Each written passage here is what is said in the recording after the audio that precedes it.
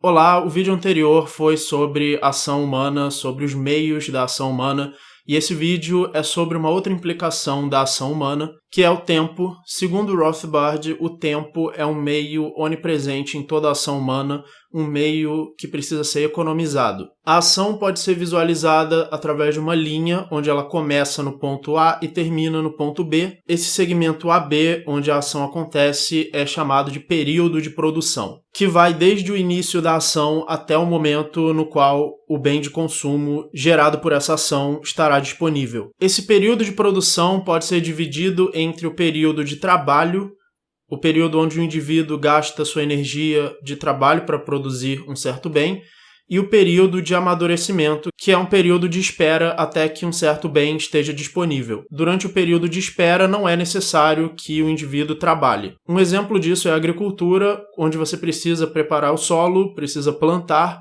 porém você só vai ver o resultado disso às vezes alguns meses depois. Um outro exemplo seria a produção de vinho, onde você precisa deixar o vinho por alguns anos para que ele tenha uma melhor qualidade, e para cada bem de consumo existe um tempo de espera diferente necessário na produção desse bem. Na ação, o indivíduo nunca está preocupado com o passado, ele sempre usa os meios disponíveis no presente para alcançar um fim no futuro. Portanto, não importa a origem dos bens que ele usa, não importa se eles foram produzidos por outros indivíduos ou se eles são bens da natureza, isso não faz diferença para a ação, o indivíduo simplesmente vai usar os bens disponíveis para alcançar seus fins da forma que ele acredita ser a melhor possível. Uma verdade fundamental da ação humana e da economia se chama preferência temporal. A preferência temporal é o fato de que o indivíduo sempre prefere uma certa satisfação no presente do que aquela mesma satisfação no futuro. O tempo se relaciona com a ação humana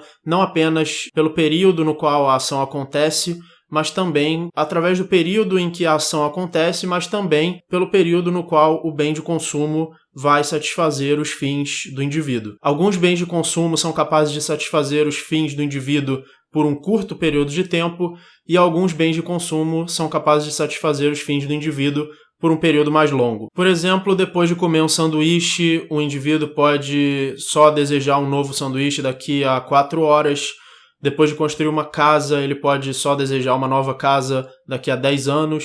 Então esse período é o período no qual aquele bem de consumo vai servir aos fins do indivíduo. Todas as outras condições sendo iguais, o indivíduo sempre vai preferir um bem que serve aos seus fins por um período maior do que um bem que serve aos seus fins por um período menor. Porém, se o indivíduo valorizar igualmente o serviço total prestado por 2 bens de consumo, ele vai preferir aquele bem de consumo que tem um período menor de utilidade, porque ele vai oferecer toda a sua utilidade num período menor e, por causa da preferência temporal, ele prefere alcançar aquele fim mais rapidamente do que esperar um período maior para alcançar o mesmo nível de satisfação. Esses conceitos do período de produção e do período de satisfação se aplicam a todas as ações humanas.